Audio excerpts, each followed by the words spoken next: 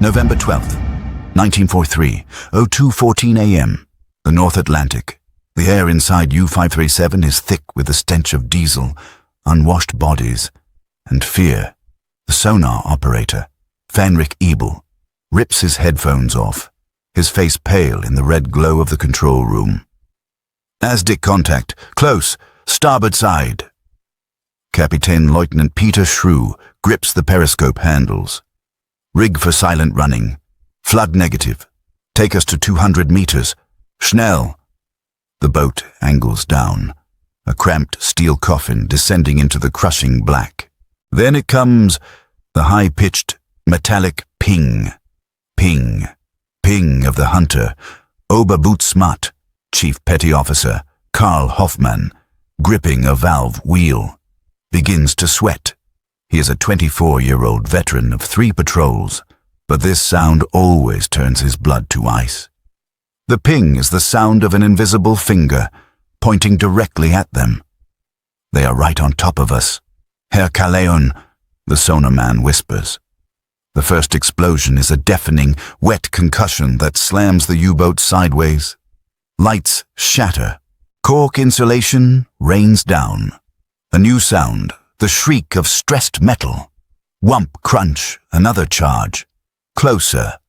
The boat groans like a dying animal. Water sprays from a ruptured pipe in the engine room. Depth 220 meters, the chief engineer screams. The aft torpedo room is flooding. We can't hold her. Shrew is calm, but his knuckles are white. They have us. We are too deep, too damaged. Surface. Surface. Blow all tanks. The sickening lurch of the emergency ascent. The crew clings to anything solid as the boat rockets toward the surface. A wounded whale, desperate for air. Karl Hoffmann braces for the gunfire he knows will come. The hatch flies open. Karl scrambles up the ladder behind his captain, bursting onto the slick deck. The air is freezing, tasting of salt and cordite. And then, the light. A blinding white beam pins them from the darkness. It's coming from the high, steel-gray cliff of a destroyer, bearing down on them. A voice, amplified by a bullhorn, cuts through the wind. In English. Do not attempt to scuttle. Abandon your vessel. I say again, abandon your vessel. We are preparing to fire. Karl looks at his captain, who simply raises his hands. The fight is over. He slides into the black, churning water. The cold is a physical blow. Stealing his breath, a rope is thrown. He is hauled, gasping and shivering, onto the deck of the destroyer. He sees the ship's name painted on a life ring, HMCS Saint. Croix, a Canadian sailor, built like a lumberjack, shoves a rough blanket into his chest. Get below. Now. There is no rifle butt to the face, no spit, no triumphant kick. Karl and his surviving crewmates are herded into a warm mess deck, where they collapse in shock, dripping seawater onto the linoleum. A medic checks them for wounds. It is efficient, businesslike. This is the first psychological shock. They were warriors of the Reich, the wolves of the sea. They were prepared for a hateful, vengeful enemy. They were not prepared for this cold, almost bored, professionalism. Days later, they are landed at Halifax, Nova Scotia, a sprawling grey port choked with warships. They are marched, alongside thousands of others, into a processing depot. Karl is staggered by the variety of uniforms. He sees the sun-baked tunics of the Deutsches Afrikakorps, captured in Tunisia. He sees Fallschirmjäger, paratroopers, from Sicily. He sees Luftwaffe ground crews from France. They are a broken army, all funneled to this strange, new continent. Here, they meet their permanent guards, the Veterans Guard of Canada. Karl watches them, confused. These are not the elite stormtroopers he was told defended the Allied homelands. These are old men. Their faces are lined, their hair grey. Many wear ribbons from a war Karl only read about in books. Vimy, Passchendaele, 1918. They walk with limps. They smoke pipes. A Wehrmacht Hauptmann, captain, stiff-backed and arrogant even in his torn uniform, clicks his heels and demands to speak to the camp commandant. A grizzled Canadian sergeant, who looks to be at least 60, chews on his pipe stem and looks the captain up and down. "That's Major Pelletier." "Sir," the sergeant says, his voice gravelly. "And he'll see you when he's ready. Until then, you'll stand here with the rest." The Hauptmann sputters. "I am a German officer. I demand, and I—" The sergeant interrupts, his voice never rising. "I am Sergeant Frank McBride, and I demand you shut your hole. You're not in France anymore. Son, you're in Nova Scotia. Now, form up. By threes." The politeness is a weapon. It is disarming. The prisoners are braced for brutality, which would validate their Nazi propaganda. They are met instead with rules, with orderly, mundane, and unshakable authority. It is profoundly unsettling. They are marched to a railway station. Karl expects cattle cars. They are, after all, prisoners, the enemy. Instead, they are loaded onto colonist cars, old but functional passenger trains. Wooden benches, a pot-bellied stove in the center, and windows. They are given rations for the journey. Tins of corned beef, hardtack biscuits, and a large metal drum of hot, sweet tea. A guard from the Veterans Guard moves down the aisle, handing 2 cigarettes to each German NCO. "Don't smoke 'em all at once, boys," he says with a thin smile. "It's a long trip." The train gives a heavy jolt and begins to move. Karl Hoffmann presses his face to the dirty glass, watching the gray city of Halifax recede. He's moving west. He knows nothing of this country. In his mind, Canada is a fiction, a vast, frozen wasteland attached to America. He and the other POWs, men who had conquered Europe, assume they will be in a new city by nightfall. The train picks up speed. Karl watches the landscape begin to change. The sparse coastal settlements give way to trees, just trees. A dense, unbroken forest of pine and spruce, stretching from the tracks to the horizon. Hours pass. The sun shifts. The train clatters on. Karl looks out the window. Trees. He dozes off, his head rattling against the wooden wall. He wakes hours later. The sun is setting. He looks out the window. There is nothing but trees and rocks and lakes, an endless, empty, magnificent, and terrifying wilderness. A soldier from the Afrika Korps, a young man named Gunther, stares out the same window, his eyes wide. "Wo sind die Städte?" he whispers. "Where are the cities?" Karl looks at him. Where are the farms? Where are the people?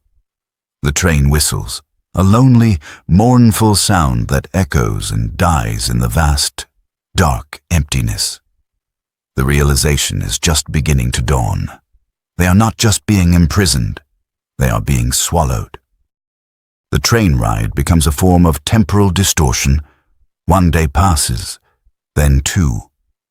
They cross from Nova Scotia, through New Brunswick, and into the vastness of Quebec. The Wehrmacht Hauptmann tries to maintain discipline, ordering his section to perform calisthenics in the aisle. The Canadian Guards, Sergeant McBride among them, simply watch, sipping their own tea, their expressions unreadable. They don't interfere. They don't need to. The train is a sealed world, rattling through a void. By the 3rd day, the prisoners' conversations have faded. The arrogance is gone, replaced by a sullen, bewildered silence. They are deep in Ontario, a province Karl Hoffmann has never heard of, but which seems, impossibly, to be larger than Germany itself. "This is a trick," A young Luftwaffe pilot mutters to Karl, his face pressed to the glass. They are driving us in circles. No country can be this. This nothing. Karl shakes his head. The sun is constant. Hans, we are still moving west. Look, he points. The landscape hasn't just been trees for a day. It has changed. Now it is a brutal, alien world of black rock, sharp cliffs, and stunted, wind-blasted pines. The Canadian Shield. There are no farms. Gunther, the Africa Corps man, says, his voice is hollow, he is used to the desert, but that was a desert of sand. This is a desert of stone and water. Nothing can live here. Where are they taking us? The train passes a lake. An hour later, it passes another, and another. These are not lakes. They are inland seas of cold, dark water, stretching to horizons of their own. The sheer, raw emptiness of the land begins to feel like an active, hostile force. In Europe, escape was a matter of navigating people, towns, and borders. Here, Karl realizes, the very concept of escape is a joke. To where? Sergeant McBride walks down the aisle, checking the stove. The Hauptmann, desperate to exert control, stands. Sergeant, we demand to know our destination. This is a violation of the Geneva Convention. We are being transported to nowhere. McBride finishes tapping his pipe and looks at the German officer. He seems, for the first time, almost amused. Violation? He chuckles. A dry, rasping sound. Son, you're not even in Northern Ontario yet. You've got another day to go. He unfolds a simple paper map from his pocket and flattens it on his knee. The Germans crowd the aisle to look. McBride points with his pipe stem. We started here, Halifax. His finger moves a tiny fraction of an inch. We're about here. He gestures to the vast, blank white space that covers the rest of the map. And we're taking you. Here. His finger lands on a tiny, insignificant dot on the northernmost shore of Lake Superior, next to a town called Nyes. The Hauptmann's face drains of color. The map shows their journey so far has been a mere crawl from the eastern edge. They are insects being carried across a continent. The polite guard hasn't just answered his question. He has, with a simple piece of paper, utterly dismantled the officer's world view. The prisoners return to their seats. The psychological blow is more effective than a beating. They are, for the first time, truly insignificant. On the fourth day, the train finally slows, its brakes screeching in the immense silence. Right, lads. End of the line. Everybody out. Karl Hoffmann steps down from the train, his legs stiff. The air is different here. It's so clean and cold it stings his lungs. And the sound, there is none. Only the wind, whistling through the pines, and a low, distant roar. He looks around. There is no station. There is no town. There is only a rough wooden platform, a siding, and a muddy track leading into the forest. In the distance, he sees it. Camp 100. Nays. It is brand new. The raw, yellow wounds of cut lumber stark against the dark green of the forest. Rows of wooden barracks, a cookhouse, and a hospital, all surrounded by two massive fences of barbed wire, with wooden guard towers at each corner. It is a prison, identical to 100 others they have seen or heard of. But the context is what breaks them. Behind the camp, the forest looms like a solid, 1,000-foot-high green wall. It is not the managed, civilized forest of the Schwarzwald. It is a tangled, primeval mass of spruce, birch, and rock. And in front of the camp, through a break in the trees, Karl sees the source of the roar. He walks, mesmerized, with the other prisoners as they are herded toward the gate. He sees Lake Superior. It is not a lake. It is an ocean, a freshwater sea of churning, grey, lethally cold water that disappears into a horizon as flat and absolute as the Atlantic. A young Panzer Grenadier drops his small bundle.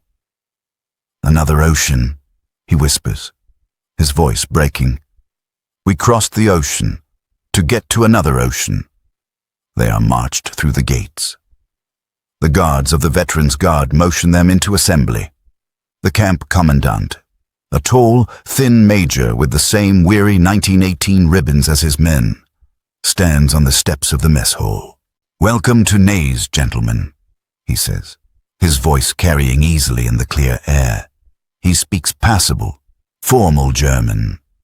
"You are prisoners of war under the authority of His Majesty King George VI. You will be treated in strict accordance with the Geneva Convention. You will work. You will be fed. You will be housed." He pauses and looks past them, out toward the impenetrable forest, and then to the deadly expanse of the lake.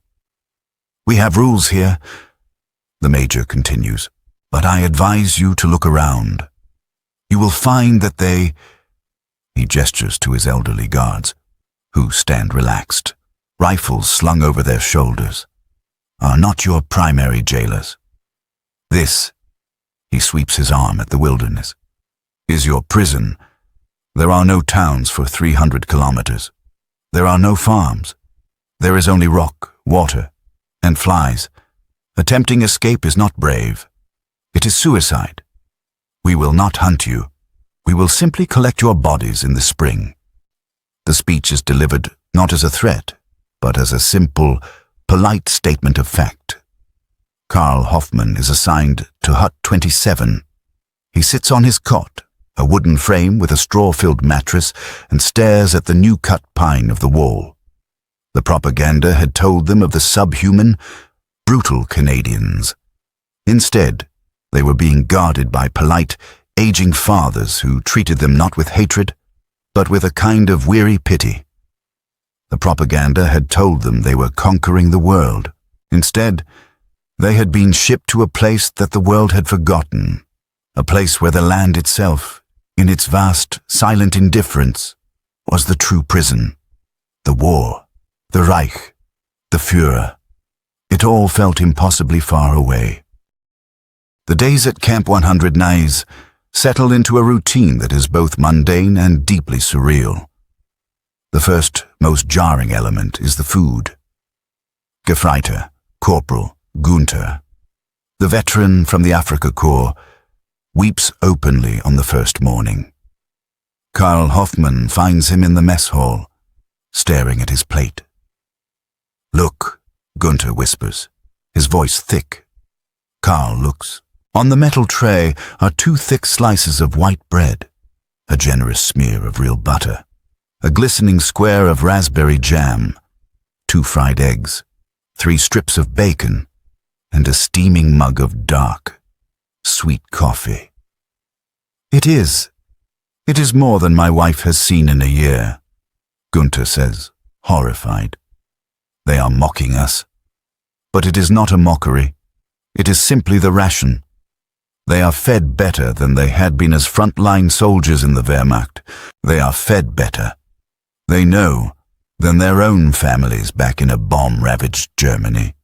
This generosity is more psychologically crippling than a ration of stale bread and thin soup. Brutality, they could understand. It was the currency of war. But kindness, abundance, it is a disorienting, subversive weapon. They are issued work clothing, heavy wool trousers, flannel shirts, and tough leather boots, all Canadian-made, all warm. They are organized into work details, under the terms of the convention. As NCOs, Karl and his comrades are not required to work, but the camp commandant has a simple, polite policy. "Gentlemen," Major Pelletier addresses them, "you are correct. Your rank exempts you from labor. You are free to remain in your barracks." He lets the silence hang. However, Only those who volunteer for labor will receive the full workers' ration, Thai. That includes the cigarettes, the jam, the chocolate, and the extra bread. Those who choose not to work will receive the basic ration as stipulated by the convention. He doesn't need to elaborate. The basic ration is survival. The workers' ration is comfort. The next day, Karl Hoffmann, along with 90% of the other NCOs, volunteers to work. Their job is as vast and incomprehensible as the landscape itself, cutting pulpwood. They are marched out of the wire every morning, under the lax, almost sleepy gaze of the Veterans Guard. The old soldiers don't march them at gunpoint. They simply walk with them, rifles slung, smoking their pipes. The prisoners are handed axes and two-man cross-cut saws, known as misery whips. Their task is to attack the endless, silent forest. Whack, whack, whack. The sound of axes echoes in the cold, clear air. Karl, a U-boat machinist, is clumsy at first. His hands, accustomed to delicate valve work and greasy machinery, are soft. Within an hour, they are raw. Within a day, they are blistered and bleeding. He works alongside a Fallschirmjäger named Erik, a man who had jumped into Crete. They stare at a single, towering spruce. In this country, Erik grunts, spitting on his hands. Even the trees are arrogant. They pull the cross-cut saw back and forth. Zing shush, zing shush. The smell of pine resin is sharp, like antiseptic. Sergeant McBride, their guard for the day, sits on a stump 20 yards away, cleaning his pipe with a penknife. He watches them, but not like a hawk. He watches them like a farmer watches his cattle, a detached, proprietary presence. The Hauptmann, the arrogant officer from the train, refuses to work. He spends his days pacing the compound, a solitary, furious figure, slowly starving his pride as he watches the workers return with their extra rations. The guard's politeness is a constant source of confusion. One afternoon, Karl's axe head, poorly wedged, flies off the handle and sails into a deep snowdrift. He freezes. In the Wehrmacht, losing or breaking equipment meant a severe dressing down, perhaps a formal charge. He approaches Sergeant McBride, his heart pounding, standing at attention. Sergeant, Gefreiter Hoffmann reports, I have lost the head of my axe. McBride looks up slowly, squinting. Lost it? Where? In the snow. Sir, over there. I cannot find it. McBride sighs, not in anger, but in simple, weary frustration. Right, well, you can't bloody well cut wood without it, can you? He stands up, knocking his pipe against his heel. Show me where. For 10 minutes, the two of them, the Canadian guard and the German prisoner, tramp through the snow, prodding with sticks until McBride's boot hits something hard. He reaches down and pulls up the steel axe head. There, now, he says, handing it to Karl. You take this back to the tool shed, get Corporal Dubois to rehang it, and try not to throw it at a bloody moose next time, eh? Karl is stunned. That is all, Herr Sergeant? McBride looks at him, baffled. What else is there? Go on. Get. Karl retreats, his mind reeling. No shouting, no punishment, just a practical problem, stated and solved. This lack of overt hostility is maddening. It gives them nothing to push against, nothing to hate. The guards treat them not as monsters, but as a combination of dangerous children and inconvenient, long-term employees. The prisoners, in turn, begin to change. The rigid Wehrmacht discipline, which the Hauptmann tries so desperately to enforce, begins to erode. What is the point of a sharp salute, of polished boots, when your guard is a 60-year-old man who calls you son and is more concerned with his pipe tobacco than your ideology. They begin to build, not just cut. With the Canadians' tacit permission, they construct a small theatre, a sports field, even a complex, multi-tiered bake oven. They form an orchestra. They put on plays by Schiller and Goethe. They are creating a miniature Germany in the middle of a vast, unfeeling void. But the void is always there. One evening, Carl stands at the barbed wire fence, looking out. The sun is setting over Lake Superior, turning the ice-choked water into a sea of liquid fire. It is the most beautiful and the most terrifying thing he has ever seen. The sheer scale of it. Back home, Germany was a land of borders, of history, of people. Every square meter was known, farmed or fought over. This was creation itself, untouched, unblemished, and utterly indifferent to him, to his war, to his entire continent. He thinks of escape. He pictures himself walking into that forest. He would be dead in 2 days, eaten by black flies, lost in 1,000 square kilometers of identical trees, or frozen solid. He turns and looks at the guard tower. The old veteran inside is not even looking at him. He is reading a newspaper. Carl realizes the major was right. The barbed wire isn't there to keep them in. It's there to keep the wilderness out. The guards are not their jailers. They are their protectors. This realization is the final, crushing psychological blow. He is not a prisoner of war.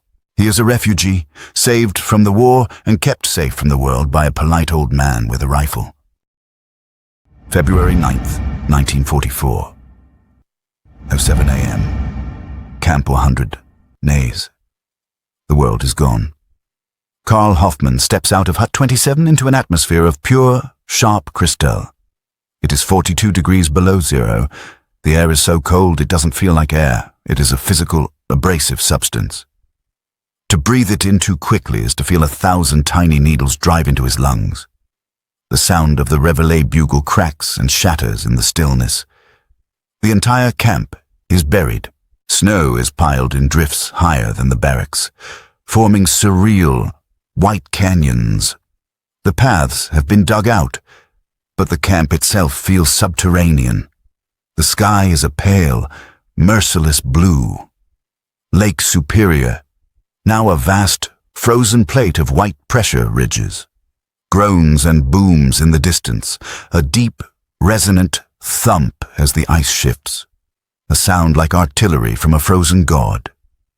This is the true jailer.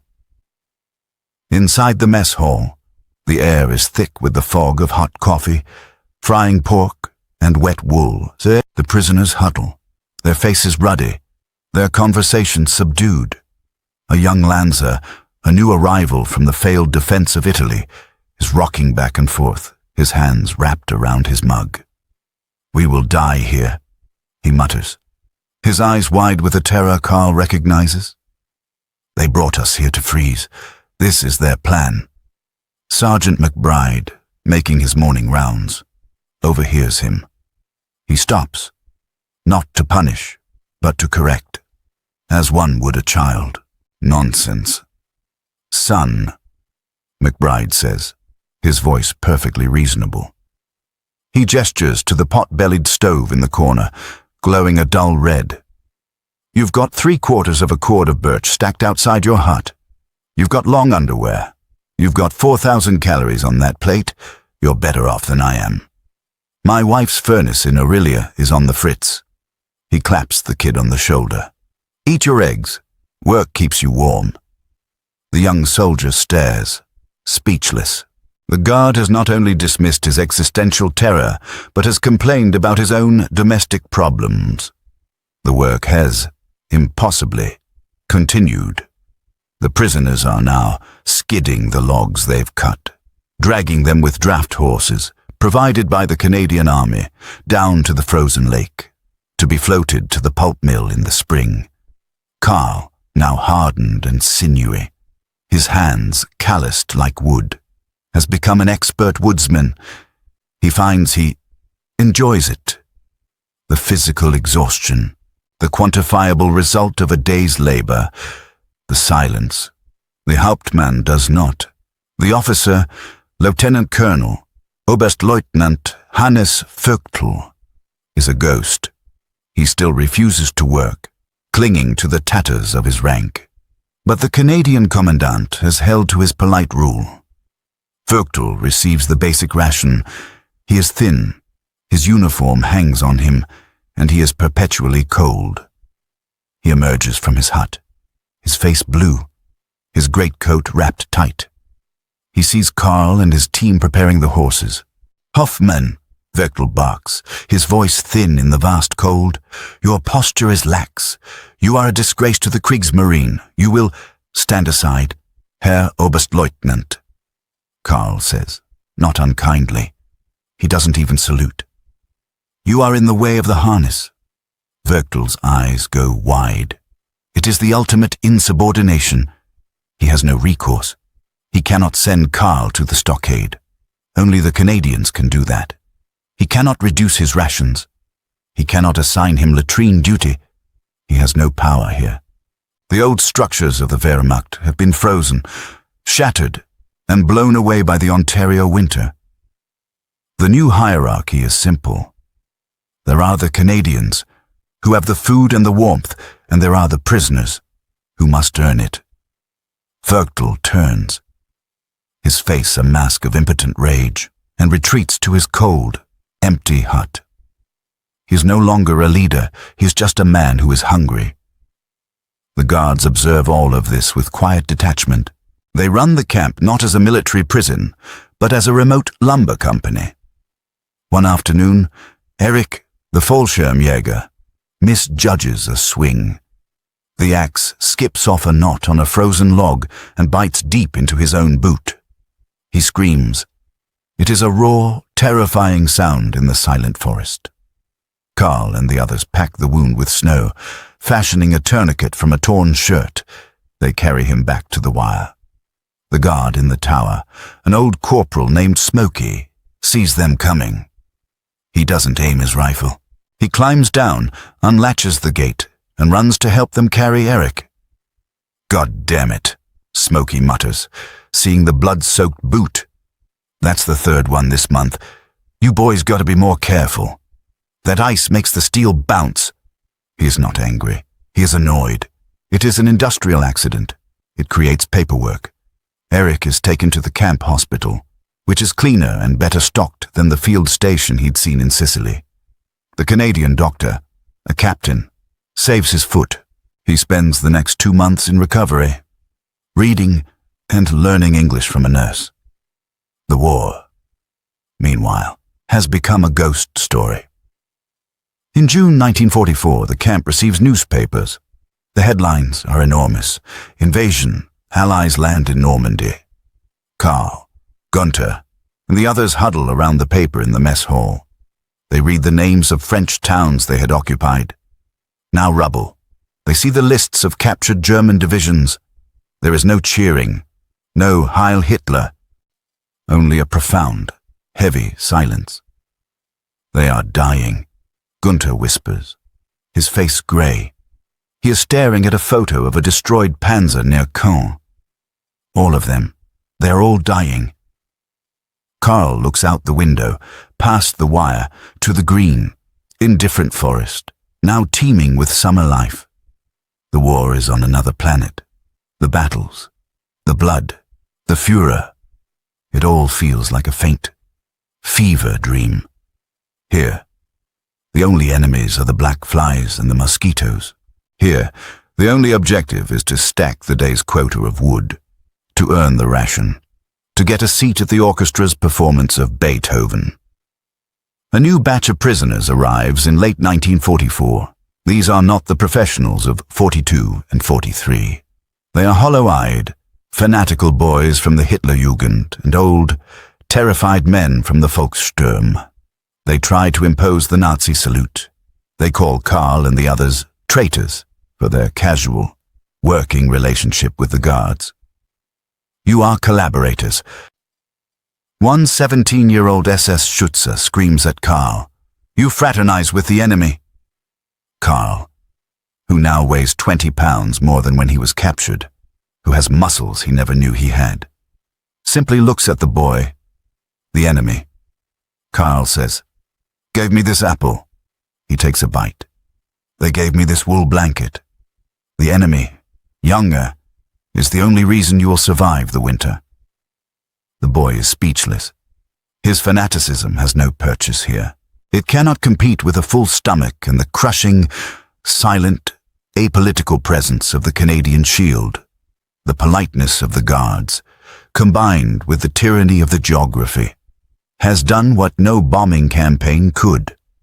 It hasn't just defeated them. It has erased them. It has rendered their entire identity as Herrenvolk, as soldiers of the Reich, utterly, politely, and irreversibly absurd. May 8th, 1945, 11 a.m., Camp 100, Nays. The sound of the great unraveling has haunted the camp for weeks. It is the sound of spring on Lake Superior, a cacophony of pistol-shot cracks, deep, groaning booms, and the sound of continents of ice grinding against the shore. The lake is breaking up. A whistle blows, not for the work detail, a full assembly. The prisoners file out onto the muddy parade ground, blinking in the bright, watery sunlight. The smell is of damp earth, thawing pine needles, and the vast, cold water. Major Pelletier, the commandant, stands on the steps of the main hall. He is not flanked by armed guards. He is just there, holding a single sheet of paper. The camp falls silent. Even the SS fanatics, the Blacks as they're known, seem to sense the gravity. Pelletier waits, letting the silence stretch, broken only by the drip of water from the eaves. "Gentlemen," he begins. His voice is flat, devoid of triumph. "I have an announcement from Allied Supreme Command." He raises the paper. As of 23:01 Central European Time, May 7th, all forces of the German High Command have surrendered unconditionally. The war in Europe is over. The silence that follows is not human. It is the silence of the wilderness itself, a vast, crushing vacuum. Karl Hoffmann stands frozen. He feels the light spring breeze on his face. He hears a single woodpecker hammering at a tree just outside the wire. The war is over. The words don't make sense. The war was the world. It was the axis on which his entire life had turned. Here, in this place, it had become a distant radio signal. Now, that signal had been switched off. A single, shrill voice shatters the quiet. It is the 17-year-old SS Schütze from the Volkssturm. His face is a mask of white, fanatical rage, his eyes streaming tears. "Lüge!" he screams, his voice cracking. "Lies! It is a trick! The Führer lives! The Wunderwaffen are coming! You are liars!" He lunges, not at a guard, but at Gunther, the Afrika Korps veteran standing next to him. "Traitor, you believe this?" Before he can take 2 steps, Sergeant McBride, who had been leaning against a post, moves with a speed that belies his age. He doesn't draw his weapon. He simply grabs the boy by the front of his tunic, lifting him half off the ground. McBride's face is inches from the boy's. His voice is not a shout. It is a low, cold growl. "The war," he hisses, "is over. You lost. Your Führer put a bullet in his own head in a bunker in Berlin. Your 1,000-year Reich is a pile of bricks." He shoves the boy, who stumbles and falls into the mud, sobbing. McBride looks up at the rest of the prisoners, his eyes sweeping over them. "Oh, anyone else?" No one moves. The Hauptmann, Hannes Vögtl, stares at his boots, his face hollow, his pride, his rank, his entire purpose. All of it had been built on a foundation that was now, officially, gone. He is just a cold, hungry man in a tattered uniform, in the middle of a Canadian forest. Pelletier lets the scene play out, then clears his throat. You are no longer prisoners of war, he continues, as if nothing had happened. You are now classified as surrendered enemy personnel.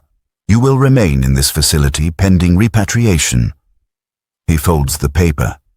The whistle for the midday meal will blow in 10 minutes. Dismissed. And that is it. There is no celebration from the Canadians, no taunting, no triumphant hoisting of a flag. The war did not end with a baying. It ended with a polite announcement, followed by the promise of lunch. Karl walks back to Hut 27 in a daze. Gunther walks beside him, his shoulders slumped. It is finished, Gunther whispers. He pulls a worn photo from his breast pocket. It is of his wife and 2 small children, standing in front of a church in Dresden. Are they still there, Karl? Is Dresden still there? Karl has no answer. He realizes, with a cold dread, that his own polite, comfortable, well-fed imprisonment has been a grotesque mercy. While he was learning to swing an axe and complaining about the cold, his entire country was being incinerated. The news transforms the camp. The hardcore Nazis, perhaps 24 of them, become a sullen, isolated faction. They hold their own funerals for the Führer, marching in the woods, singing songs of the SS. The Canadian Guards watch them and do nothing. Let 'em sing, Smokey tells Karl as they watch the fanatics file past. So long as they meet their pulp quota, they can yodel to the moon for all I care. This indifference is the final, most profound humiliation. Their fanaticism, their world-changing ideology, is treated as a harmless, slightly eccentric hobby by their jailers. The work continues. This, perhaps, is the strangest part. But the war is over. Eric, the Fallschirmjäger, protests the next morning as the guards hand out the saws. Sergeant McBride sips his tea from a metal mug. That's right, son. So, why are we cutting wood? McBride looks at him as if he's an idiot. Because the contract with the Superior Pulp and Paper Mill doesn't expire until 1946. You're still getting paid, aren't you? You're still eating, aren't you? Well, someone's got to cut the wood. Get to it. Karl shoulders his axe. He walks into the forest, a place that is no longer a prison, but simply his workplace. He is no longer a soldier of the Reich. He is no longer a prisoner of war. He is a lumberjack, a well-fed, well-paid, displaced employee of the Canadian government. He stands before a massive white pine. He spits on his hands, grips the axe handle, and swings. The clean thwack echoes in the silent, indifferent forest. He had been captured by an enemy that confused him. He had been imprisoned by a geography that terrified him. And in the end, he had been defeated not by violence, but by polite, bureaucratic, overwhelming normalcy.